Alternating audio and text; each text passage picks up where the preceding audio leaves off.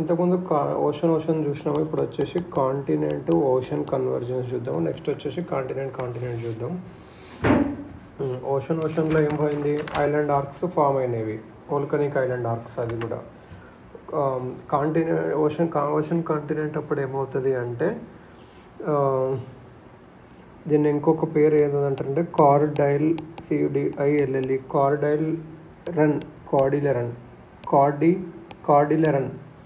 కార్డిలెరన్ convergence అంటారు. ఎందుకంటే ఇక్కడ ఫోల్డ్ మౌంటైన్స్ ఫామ్ అవుతాయి, చాలా ఎక్స్టెన్సివ్ ఫోల్డ్ మౌంటైన్స్ వస్తాయి. ఫోల్డ్ మౌంటైన్స్ కూడా కోస్ట్ లైన్కి క్లోజ్గా ఉంటాయి. ఎగ్జాంపుల్స్ చెప్పాలంటే రాకీస్ యాండీస్ అని అనొచ్చు. కార్డిలెరా అంటే ఏంటంటే extensive chain of mountains ranges. North America and south America దాన్ని కార్డిలెరాస్ అంటారు. కార్డిలెరన్, CORDILLERAN అంటే మౌంటైన్స్ ఉన్నట్టు ఎక్కువ. సో కాంటినెంట్ ఓషన్ కన్వర్జెన్స్ అనేది ఓషన్కి కన్వర్జెన్స్ సేమే ఉంటుంది. కాకపోతే ఇక్కడ ఏం ఫార్మ్ అవుతాయి అంటే continental arcs and fold mountains instead of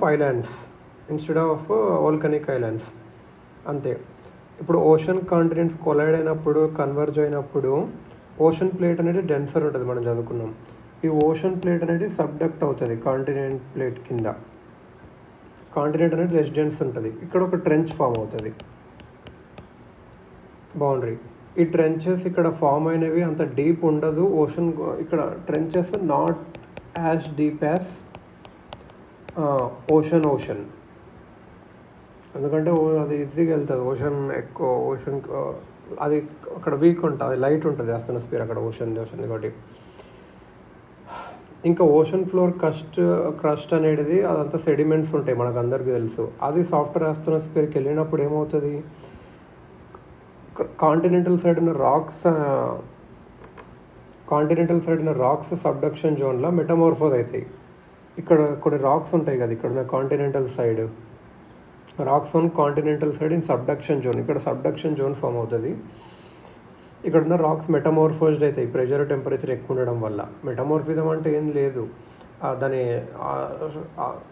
composition కానీ స్ట్రక్చర్ కానీ చేంజ్ అవుతాయి అంతే. ఇప్పుడు కాంటినెంటల్ ఆర్క్స్ ఎలా ఫార్మ్ అయినాయి చూద్దాం. నెక్స్ట్ తర్వాత ఫోల్డ్ మౌంటైన్స్ ఎలా ఫామ్ అయినాయి కూడా చూద్దాం. దాని తర్వాత యాండీస్, రాకీస్ ఎగ్జాంపుల్ చూద్దాం. సో ఇప్పుడు వచ్చేసి కాంటినెంటల్ ఆర్క్స్ ఎలా ఫామ్ అయినాయి.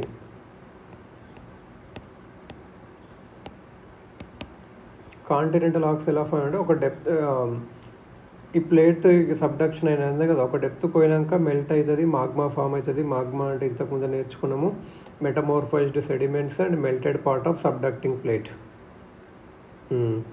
అది రేస్ అవుతుంది, బయటికి రేస్ అయ్యి ఫ్లో అవుతుంది. ఇది కొన్నిసార్లు వైలెంట్లీ కూడా అవుతుంది.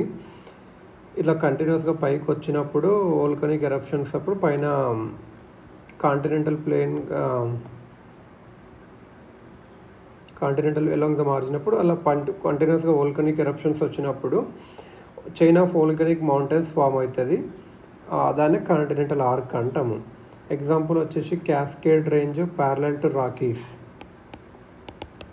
క్యాస్కేడ్ రేంజ్ అని ఒకటి ఉంటుంది, అది continental arc parallel to Rockies ఉంటుంది ఇది. ఇంకా వెస్ట్రన్ చిల్లీ రేంజ్ ఇది parallel to Andes. So Andes అంటే చిల్లీ, రాక్స్ అంటే క్యాస్కేడ్ రాక్ అట్లా అంటాం కదా, రాక్ క్యాస్కేడ్, యాండీ చిల్లీ, అది ప్యారలల్గా ఉంటాయి. Very very important.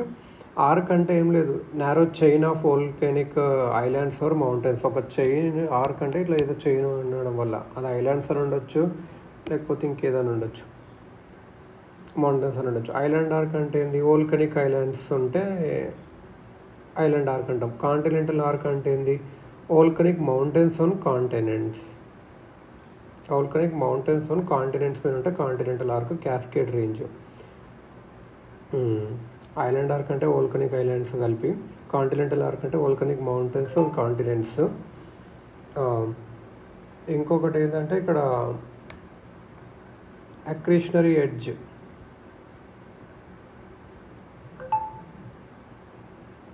అక్రిషనరీ edge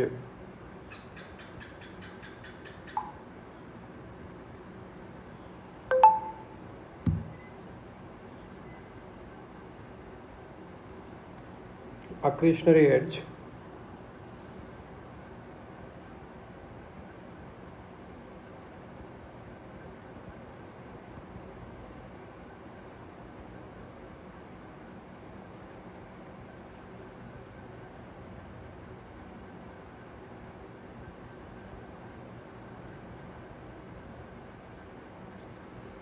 accretionary edge అంటే ఏంటి? ఈ ఓషన్ ప్లేట్ ఎప్పుడైతే సబ్డక్ట్ అవుతుందో ఈ సెడిమెంట్స్, ఆ తెచ్చిన సెడిమెంట్స్ అన్నీ ట్రెంచ్లో ఒక దగ్గర ఉంటాయి, ఆ గుమ్మ ఒక దగ్గర జమ అవుతాయి, అక్యుములేట్ అవుతాయి. ఈ అక్యుములేట్ అయిన సెడిమెంట్స్నే అక్రిషనరీ వెడ్జెస్ అంటారు. ACCRETIONER సెడిమెంట్స్ అవన్నీ తెచ్చిన వెడ్జెస్ అంటారు. ఈ అక్రిషనరీ వెడ్జ్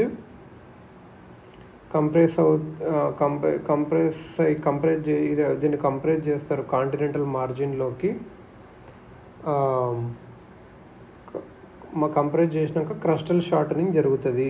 ఇది అక్రిషనరీ వెడ్జ్ని దీన్ని కంప్రెస్ చేసి దేనిలో కంప్రెస్ చేస్తారు? కాంటినెంటల్ మార్జిన్లోకి leading to crustal shortening.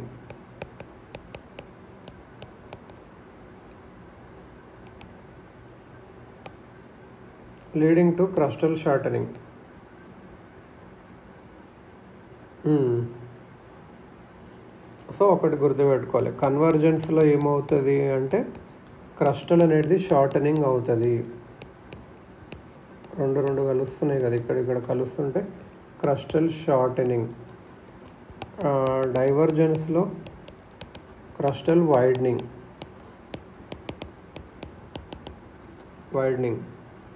Crustal shortening ఒక ప్లేస్తో కంపల్సరీ క్రస్టల్ వైడనింగ్, అది నేర్చుకున్నాము. సో ఇలా అన్నట్టు ఇప్పుడు ఫోల్డ్ మౌంటైన్స్ ఎలా ఫార్మ్ అవుతాయి దాన్ని చూసుకుందాం. ఒరోజెనీ అంటాం దాన్ని. ఒరోజెనీ అనేది ఏంటంటే అదే ఒక process section of earth crust fold అయ్యి డిఫార్మ్ అవుతుంది కంప్రెషన్ వల్ల. లేటరల్ కంప్రెషన్ అంటే side compression to form mountain range. ఇవన్నీ ఒరోజెనిక్ మూమెంట్స్ అంటే tectonic movements of earth that involve folding of sediments, faulting and metamorphism. Folding of sediments, faulting ఇంకా metamorphism అది change అవుతుంది. So folding of sediments, faulting and metamorphism. Orogeny అనేది ఏంది? Section of earth crust is folded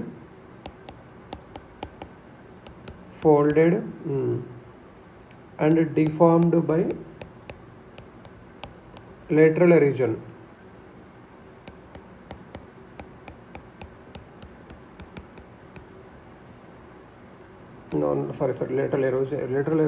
lateral compression అంటే side by ఒక force ఉంటే force acting side words ఇట్లా force చేసి ఇది ఫోల్డ్ అయ్యి డిఫార్మేషన్ అవుతుంది. దీని ఫామ్ ఏముంటుంది. సో ఇంపార్టెంట్ ఇక్కడ ఏంది? ఫోల్డ్ అవుతుంది. డిఫార్మ్ ఎలా అవుతుంది అంటే లేటరల్ కంప్రెషన్ వల్ల అవుతుంది. Folding of sediments, faulting and metamorphism, ఇది ఇంపార్టెంట్. కాంటినెంటల్ మార్జిన్స్ అన్నీ థిక్ సెడిమెంట్స్తో ఉండిపోతాయి, ఎందుకంటే రివర్స్ తెచ్చిన థిక్ సెడిమెంట్స్తో ఉంటాయి. సో కన్వర్జెన్స్ అయినప్పుడు ఈ బుయాంట్ గ్రానైట్ అనేది పైకి లేస్తుంది. ఓవర్ రైడ్స్ గ్రానైట్ అనేది పైన ఉంటుంది ఓషనిక్ క్రస్ట్ పైన. Continental crust is up thrust by oceanic crust. అంటే ఇది ఓషన్ ఇక్కడ ఉండే, కాంటినెంటల్ ఇక్కడ ఉండిపోతుంది. అప్ థ్రస్ట్ బై అంటే ఓషన్కి డెన్సిటీ ఎక్కువ కదా, సో కాంటినెంటల్ పైన ఉంటుంది. As a result the edge of దీనివల్ల ఏమవుతుందంటే edge of deformed continental margin is thrust above sea level. ఈ కాంటినెంటల్ మార్జిన్ దీన్ని డిఫార్మ్ అవుతుంది అబౌవ్. సో ఇలా వచ్చిన ఓషన్ ప్లేట్ ఎక్కువ కంప్రెసివ్ స్ట్రెస్ యాడ్ చేస్తుంది అప్థ్రస్ట్ కాంటినెంటల్ మార్జిన్. సో ఇలా దీనివల్ల ఫోల్డింగ్ క్రియేట్ అవుతుంది. సో ఫోల్డింగ్ మౌంటైన్ సిస్టమ్ ఇలా క్రియేట్ అవుతుంది, ఓరోజెనిక్ బెల్ట్ అంటారు. ఇంకా కొన్ని కేసెస్లో ఏమవుతుందంటే ఇది వచ్చే ఓషనిక్ ప్లేట్ ఏదైతే ఉంటుందో ఇది ఓరోజెనిక్ బెల్ట్ని కూడా కంప్లీట్ చేస్తుంది. అప్పుడు ఫోల్డింగ్ జరుగుతుంది, అప్పుడు ఇంకా లీడింగ్ టు ఇట్స్ ఫోల్డింగ్ జరుగుతుంది. దాన్ని రాకీస్ అండ్ యాండీస్ అంటాం. ఈ ఓరోజెనిక్ బెల్ట్ పోవడం వల్ల రెసిస్టెన్స్ బాగా బిల్డప్ అయ్యి కన్వర్జెన్స్ని ఆపేస్తుంది. The subduction zone progresses seaward. Okay, ఎప్పుడైతే orogenic belt fold mountains form అయినాక ఆ రెసిస్టెన్స్ బిల్డప్ అయ్యి కన్వర్జెన్స్ని ఆపేస్తుంది. సో సబ్డక్షన్ జోన్ సీవర్డ్కి వెళ్తుంది. మౌంటైన్స్ అని ఇక్కడ కాంటినెంట్ ఉంటుంది, ఇదేమో సీవర్డ్కి వెళ్తుంది. ఓకే, ఈ కంప్రెషన్ ఎక్కువ కంప్రెషన్ ఒకటేసరికి గుమ్మగూడడం వల్ల ఎరోషన్ కంటిన్యూ అయ్యి మౌంటైన్స్ అంతా తీసేస్తుంటుంది, డిన్యూట్ చేస్తుంటుంది. దీనివల్ల ఐసోస్టాటిక్ అడ్జస్ట్మెంట్స్ వస్తుందంట. ఐసోస్టాటిక్ అడ్జస్ట్మెంట్ అంటే ఏం లేదు, డెన్సర్ ఏమో కిందికి వస్తుంది, లెస్ డెన్స్ ఏమో పైకి లేస్తాయి. అంటే అడ్జస్ట్మెంట్, ఐసోస్టాటిక్ అడ్జస్ట్మెంట్. ఇలా కిందది పైకి రావడం వల్ల so roots of mountains expose అవుతాయి. ఇవి ఎగ్జాంపుల్ రాకీస్లో ఉంటవి. ఇవి మెసోజోయిక్ అప్పుడు డిఫార్మ్ అయినవి, టెరిషరీ పీరియడ్లో అయినవి. యాండీస్ ఏమో టెరిషరీ పీరియడ్లో బాగా అయింది.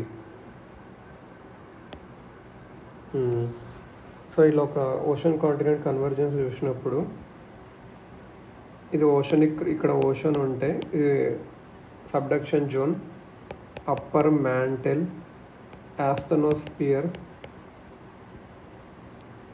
ఇక్కడ ఇలా ఇలా ఇలా ఇలా ఫామ్ అయ్యి అక్రేషనరీ వెడ్జ్ అంటాం దీన్ని. ఇక్కడ ఒక ట్రెంచ్ ఫామ్ అవుతుంది. ఇక్కడ వోల్కనిక్స్ అన్ని రైజింగ్ యాండిస్టిక్ మ్యాగ్మా, ప్లూటోన్స్, మెటామోర్ఫిజం అవన్నీ జరిగి continental arc, fold mountains form అవుతుంది. ఇక్కడ ఉన్నది కాంటినెంటల్ క్రస్ట్.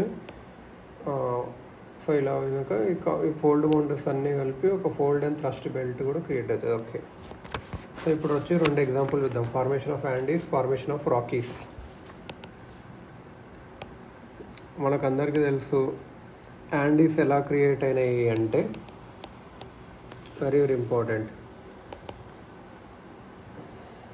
నాస్కా ప్లేట్ అంటే నాస్కా ప్లేట్ అనేది ఒక ఓషనిక్ ప్లేట్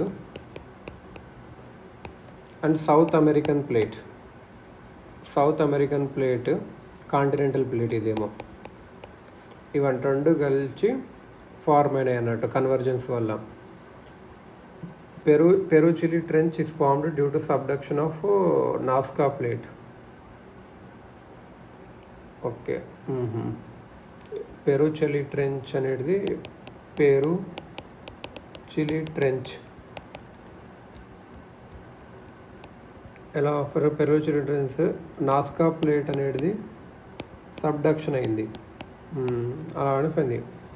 యాండీస్ అనేటివి continental arc, narrow continental volcanic chain, volcanism వల్ల ఫార్మ్ అయింది. యాండీస్ అనేది కాంటినెంటల్ ఆర్క్, వోల్కనిజం వల్ల ఫార్మ్ అయింది. ఇక్కడ అక్రేషనరీ వెడ్జ్ ఇచ్చిన ప్రెషరు ఈ వోల్కనిక్ మౌంటైన్ని ఫోల్డ్ చేసింది. సో హైట్ పెంచింది. ఇప్పుడు ఫోల్డింగ్ ప్రాసెస్ అనేది కంటిన్యూయింగ్ అయ్యి ఇప్పుడు కూడా మౌంటైన్స్ రేజ్ అవుతున్నవి. వోల్కనిజం ఇప్పుడు ఉంది, వోల్కనిజం యాక్టివ్ ఉంది. ఇప్పుడు కూడా ఫోల్డింగ్ కూడా జరుగుతుంది, హైట్ కూడా నేరుతుంది. ఇక్కడ వెస్ట్రన్ చిలీ రేంజ్ అనేది ఏంటంటే ఈ రేంజ్ యాండీస్ నుంచి సపరేట్ అయ్యింది ఒక టెరిషరీ పీరియడ్లో due to subsidence of intermediate depression. So ఇక్కడ చిలీ రేంజ్ అని అంతకుముందే మనం నేర్చుకున్నాం. చిలీ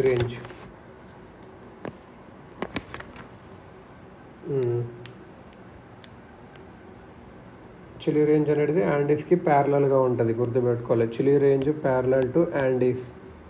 ఎలా చిల్ అయితే చిల్ అయ్యాలి. చిల్ తర్వాత ఏంటంటే అట్లా ఏదో గుర్తుగా chill and is parallel.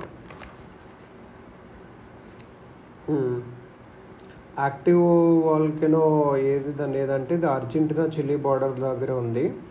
ఓజోస్ del Salado active volcano అని ఉంటుంది. Highest active volcano on earth.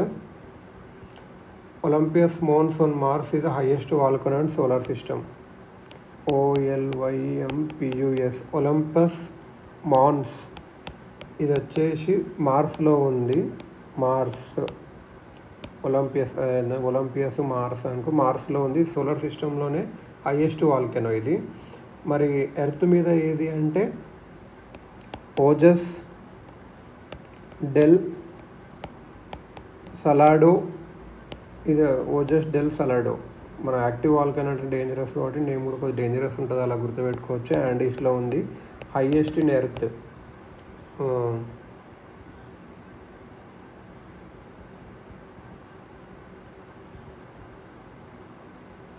ఇక్కడ ఇంకొకటి mount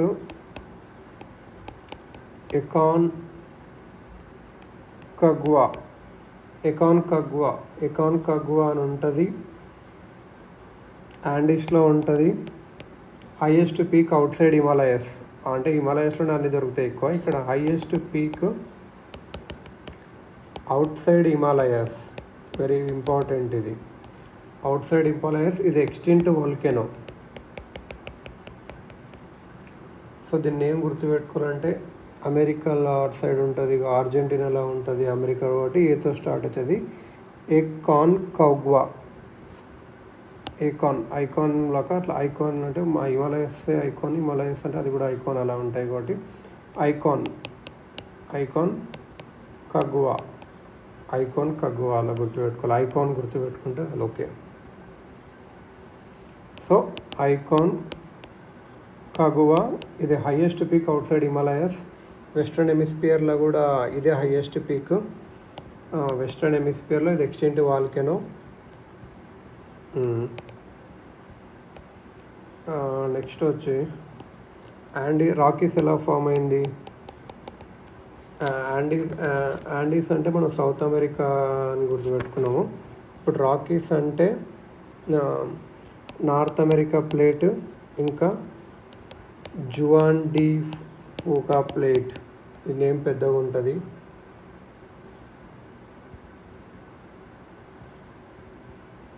Juan de Fuca plate. ఇవి రెండు కలిపి ఎక్కడ మూవ్ అవుతున్నవి? వెస్ట్ వర్డ్స్ మూవ్ అవుతున్నాయి. ఇక్కడ మూవ్ అవుతుంటే పసిఫిక్ వచ్చి ఈస్ట్ వర్డ్ మూవ్ అవుతుంది.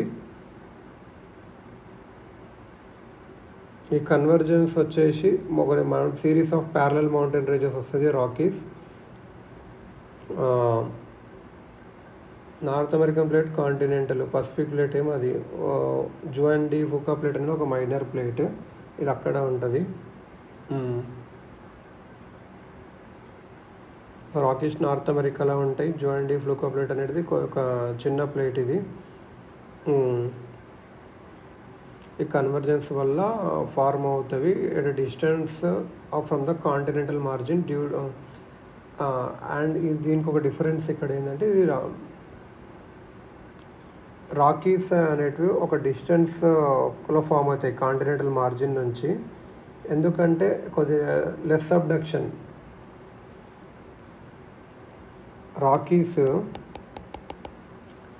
Are formed at a distance from continental margin,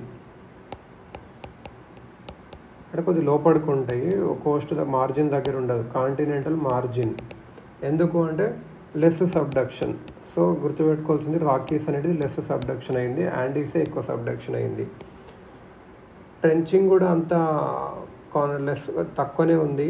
ఎందుకు అంటే as the boundary is filled with accretionary wedge and there are a series of fault zones that make the landform different from ఇక్కడ landform San Andreas fault ఉంటుంది ఒకటి. So less conspicuous. So ఇక్కడ trenching కూడా అంత ఎక్కువ లేదు. Compared to Andes. Trenching is less కాన్స్పికస్.